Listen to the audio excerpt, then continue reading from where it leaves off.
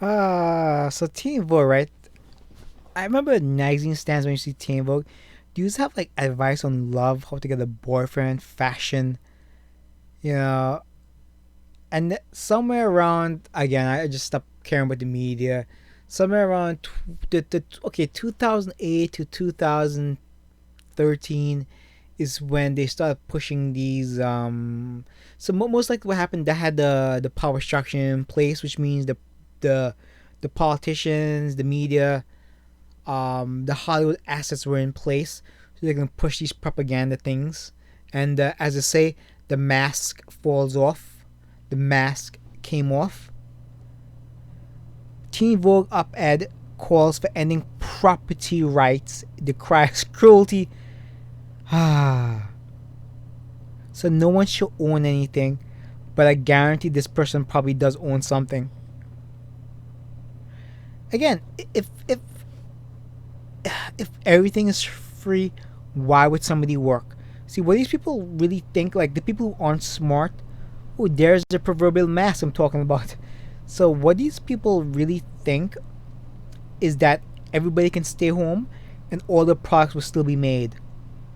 How does that work?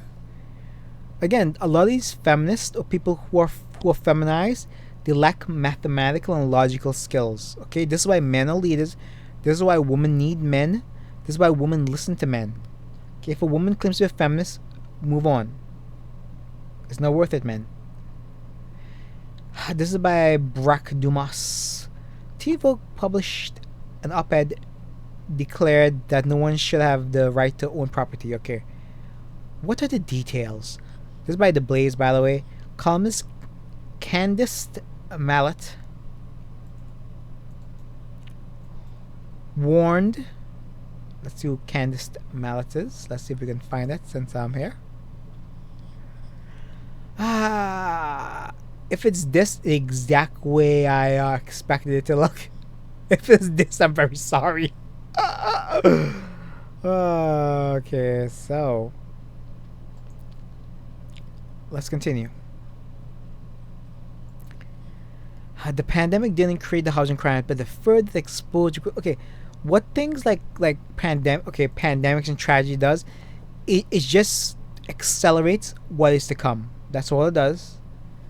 Okay, instead of seeing housing as a right or something that should not be commodified, the state enlists its own armed forces, sheriffs. Okay, maybe, but if these people won't leave willfully, then how do you get people who won't pay their rent?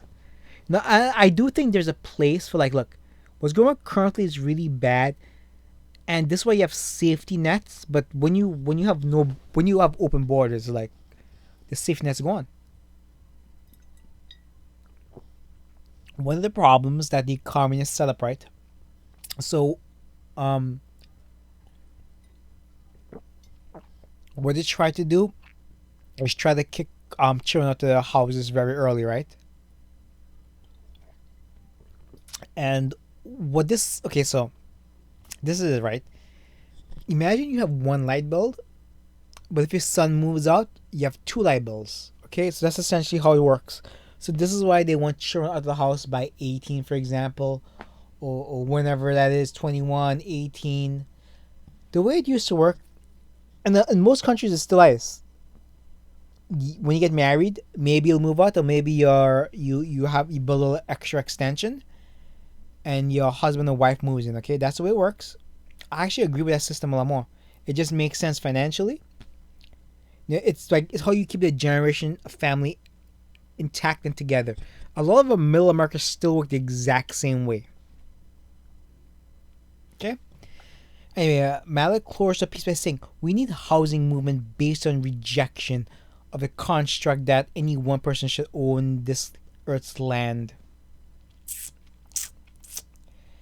Again, like what she's saying is okay. So what she's really pushing here, the government owns everything. And we know what this is. We know this is communism. We know this is what communism is. We know all she's just doing is vomiting nonsense.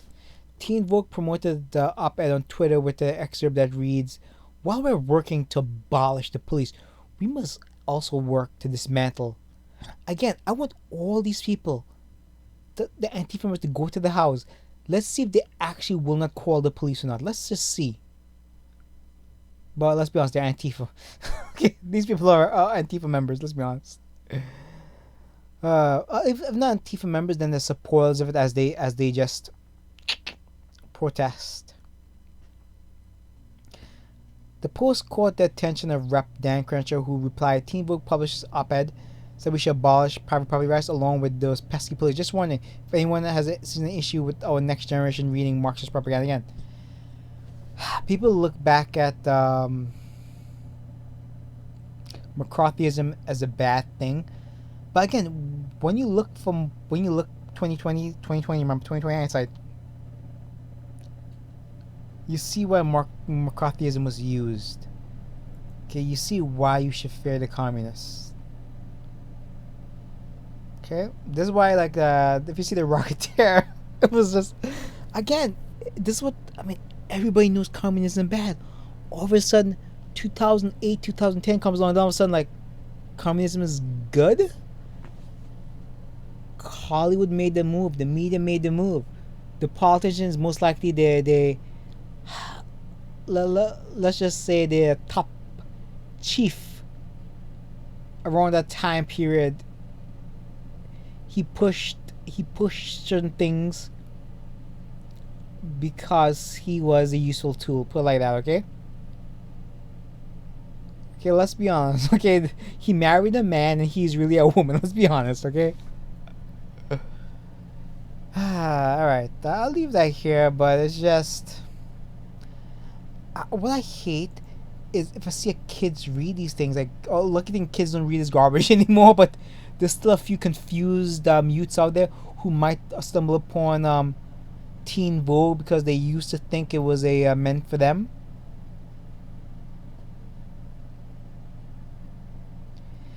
That's Mallet doubled down on position, tweeting a friend, okay. Okay. Conservative writer of Matt Walsh responded, this reminds me of the time when I bought a Big Mac and became a CEO of McDonald's.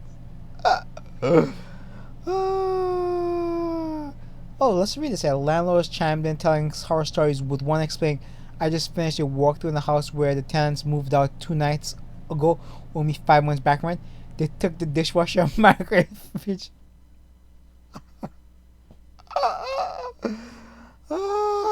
You know, I should laugh at these things. But like I said, I'm glad it's not me. Who am I kidding? I'm too poor to own anything right now, so... Hey, you know, I'm somebody who's bitched. I try my butt off to just to get back on my feet. To be honest, I try my butt off.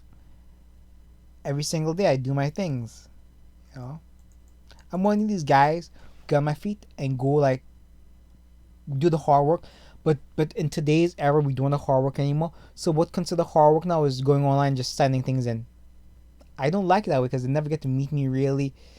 I prefer to do the legwork, actually. I go to places. But it doesn't work like the way it used to work. Let's say in the early 2000s, 90s, a man can go to, get this, they could go to any job. Hey, can I work here? They'll say, give you a piece of paper, give us your resume, give us your contact information. We'll move with you as soon as possible.